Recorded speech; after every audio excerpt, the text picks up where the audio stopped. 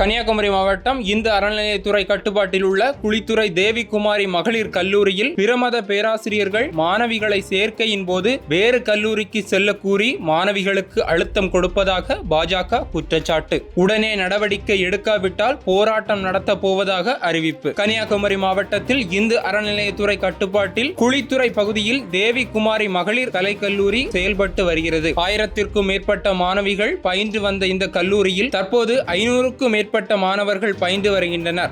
இந்த கல்லூரிக்கு அட்மிஷனுக்காக வரும் மாணவிகளை பிரமத பேராசிரியர்கள் சிலர் கட்டாயப்படுத்தி வேறு கல்லூரிக்கு செல்ல அழுத்தம் கொடுப்பதாக ஒரே ஒரு இந்து கல்லூரியை மூட சதி செய்து வருவதாகவும் கல்லூரி தாளாளர் மற்றும் அறநிலையத்துறை அதிகாரிகளிடம் பாஜக குளித்துறை நகர தலைவர் சுமன் தலைமையில் பாஜகவினர் புகார் அளித்தனர். உடனே நடவடிக்கை எடுக்காவிட்டால் போராட்டம் நடத்த போவதாக அறிவித்துள்ளனர். இதுபோன்று குளித்துறை பகுதியில் செயல்பட்ட இந்து அறநிலையத்துறை கட்டுப்பாட்டில் உள்ள பள்ளியை மூடிவிட்டதாகவும் இதற்கு அறநிலையத்துறை துணை போவதாகவும் குற்றச்சாட்டு எழுந்துள்ளது.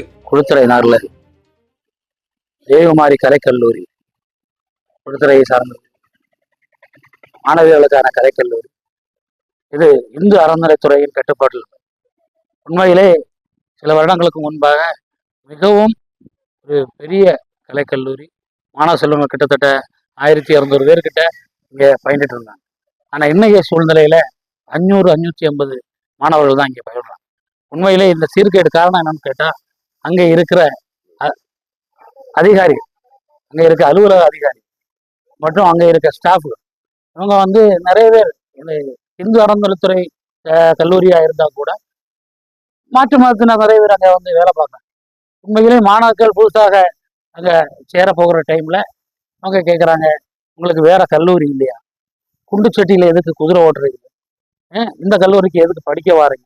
இப்படி அங்கே வேலை பார்க்குற அலுவலகர்கள். அது மட்டுமல்ல, இங்கே படித்து முடிக்கும்போ இங்கே அவங்களுக்கு சர்டிஃபிகேட்டுக்கு வேண்டி இவங்க காசு கேட்டினா அலுவலகத்தில் அந்த காசு பேபிள் ஆகாது, இன்னொரு ஸ்கேனரில் தான் பேபிள் ஆகும்னு சொல்லி அங்கே அவங்க யூனிவர்சிட்டி போகும்போ அங்கே இந்த மாணாக்களை அலக்களிக்கிறாங்க.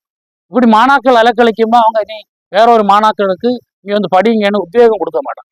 அந்த அளவில் அவங்களுக்கு சர்டிஃபிகேட் கிடைக்க தாமதமாகுது.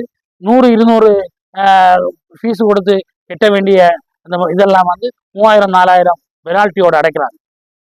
முன்னால் இங்கே ஒரு பள்ளிசாலை இருந்து இந்து அறநிலையத்துறை கட்டுப்பாட்டில் அது பூட்டப்பட்டுட்டு பிள்ளைங்க இல்லைன்னு இப்போ திருப்பரப்பில் ஒரு பள்ளிசாலை பூட்ட போகுது.